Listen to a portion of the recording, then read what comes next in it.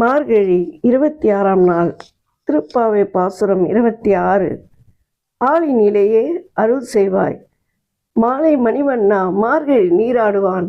மேலுயிர் செய்வனைகள் வேண்டுமென கேட்டிலோ, நாணத்தால் எல்லாம் நடுங்க முரல்வன. பாலென்ன வண்ணத்து உன் பஞ்ச சன்னியமே, போல்வான சங்கங்கள் பொய்ப்புடையவனே. சாலப் பெரும்பாறை பல்லாண்டு இசைப்போரே, கோல விளக்கே கொடியே விதனமே, ஆளினிலேயே அருளே ரெம்பவாய். இந்த பாடலுக்கு எளிய விளக்கம்.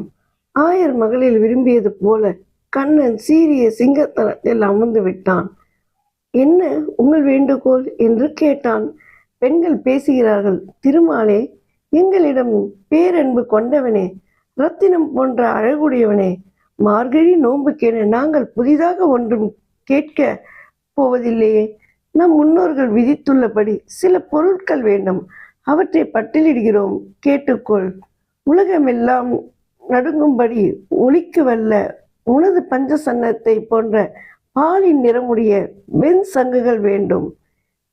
மிகப்பெரிய ஒலி செய்யும் பாறைகள் வேண்டும். பல்லாண்டு பாடுவர் வேண்டும். அழகிய திருவிளக்கு வேண்டும். கொடிய வேண்டும்.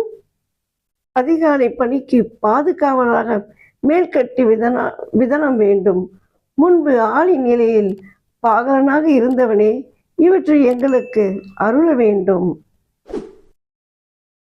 இந்த பாசுரத்தில் ஆண்டாள் கண்ணனை அரசனாக உலக நாயகனாக போற்றி எங்களுக்கு பலம், பெருமை, ஆனந்தம், பக்தி அருள வேண்டும் என்று வேண்டுகிறாள். இது பகவானிடம் செய்யும் மகத்தான பிரார்த்தனைக்கேற்ற பாசுரம். ஓம் நமோ நாராயணன்.